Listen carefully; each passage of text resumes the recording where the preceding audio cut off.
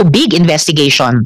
There was a resource person there who actually cited mental health concerns, but she still testified despite her mental health issues ascertained by a medical doctor. So samantala, ito pong kay Alice Guo, walang kalakip na anumang medical certificate ang kanyang letter, contempt. Alice Guo or Guo Huaping, and for her to issue the warrant of arrest as moved by the Senate President pro tempore, which are also rules to cite in contempt Nancy Gamo and Dennis Cunanan. Wala pa pong record of departure si Mayor Alice Guo. Kailan po yung latest check na iyon? Kahapon lang po, chinek po namin. Tsaka naka-alert na po yung mga airport natin, tsaka mga subport regarding her. So, kung magpapakita po siya, then we will know po kung ano. Perhaps, Attorney, during this hearing, para kompletong masagot yung tanong ng Senate President pro temp at ng buong komite, pwede nyo i-check ngayong araw. Kung as far as the Bureau knows, nasa Pilipinas pa si Mayor Guo. Yes po, i-check po namin yan, then we'll update po kagad, ma'am. Salamat, Attorney. And later po, pag-administer ng oath ng COMSEC, pakisama na po kayo. Ano po? Opo. Salamat po. So, yun po yung status. Thank you, Madam Chair. Madam Chair, I just read the letter of explanation from Mayor Alice Guo, and in the second paragraph, ang sinabi niya, I have already sought professional help, but the medical professionals that I have consulted refused to issue a medical certificate stating my condition for fear that they may also experience the humiliation and ridicule that I am going through. Madam Chair, I suggest that she be attended by a government doctor para siguro malaman natin ang buong katotohanan. And I think this letter of explanation is totally unacceptable.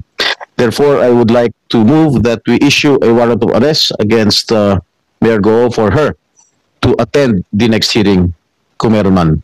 I so move, Madam Chair. Maraming salamat, Sen Jinggoy. Before the chair rules on the motions, for that the chair thanks the Senate President pro tempore. Dahil sinabi na rin po ng SP na before this hearing, no, in public, sa media, na he is prepared to sign the arrest warrant. Bago noon, before ruling on the motions for contempt and the motion for additional subpoenas, the chair concurs with Senators Nancy and Jinggoy regarding their estimation of the letter of Alice Guo. The committee is in receipt of that letter of Alice Guo seeking to explain her absence again today. Wala po itong kalakip na anumang medical certificate. So the chair also welcomes the offer of the Senate President pro tempore. Binanggit na rin ni SP that the Senate could arrange for a government doctor to attend to her or kahit yung sariling Senate clinic natin dito. And also the chair recalls that in a previous, also big investigation, there was a resource person there who actually cited mental health concerns, but she still testified despite her mental health issues ascertained by a medical doctor. So samantala, ito pong kay Alice Guo, walang kalakip na anumang medical certificate ang kanyang letter.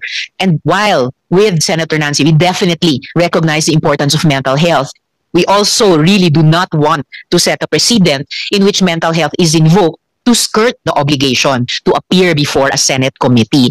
And with the Senate President pro tempore and Senator Nancy, we find her claims in the letter devoid of credibility. Therefore, before the chair acts on the motions regarding contempt or warrant of arrest and additional subpoena, the chair would just like to make of record that we are in receipt of a letter from the attorneys at law of Mr. Marion Ryan Chua, Edwin Ang, and Julian Linsangan III, saying that they received the email inviting them to appear here, but they are respectfully informing the Senate that they have a conflict of schedule as they are also scheduled to file criminal and civil cases on said date. Rest assured that the cooperation of Mr. Chua, Ang, and Linsangan will be ready and available at the next scheduled hearing of the Senate. The chair will show the copy of this letter to Sen. Sherwin because these three invited persons are subject of a motion, one of the motions for subpoena of the good senator. So, at this point, the chair rules to the chair rules to cite in contempt Alice Guo or Guo Huaping, and for her to issue the warrant of arrest as moved by the Senate President pro tempore. The chair also rules to cite in contempt Nancy Gamo and Dennis Cunanan. Additionally, the chair rules on the motion of Senator Sherwin to cite in contempt Wen Yilin, Simen Lialgo, Jiang Jungguo, I hope I'm pronouncing his name correctly, and Sheila Lialgo, Wesley Lialgo, and resource persons, invited resource persons, Cruz, Pujante, Alpas, Ong, De La Serna, and Mendoza. So ruled. Yes, I second the motion, Madam Chair. Thank you, Senator Nancy. The chair has ruled, and with the concurrence of Senator Nancy and hearing no objections, so ruled.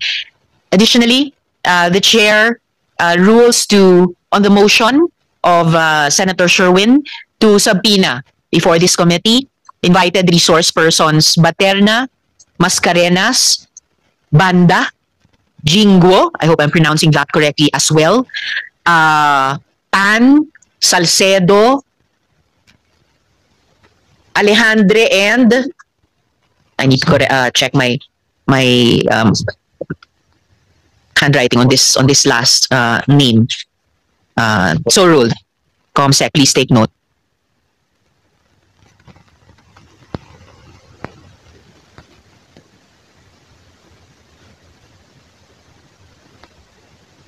Madam Chair, if I may. Yes, Sen Jinggoy.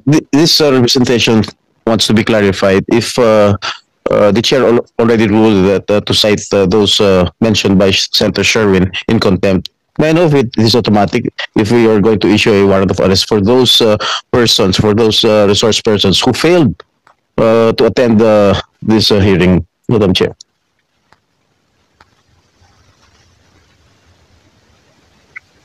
One minute suspension. Yeah, thank you. Yung citing in contempt ng chair, in effect, masaset into motion na yung pag-issue ng warrant of arrest. So it is in effect, good Senate President pro tempore, the same legislative or investigative action, pero ganun yung magiging step sa process na piyan. Thank you. Thank you, Sen Jinggoy. Named resource persons, they are cited in contempt. I so ruled.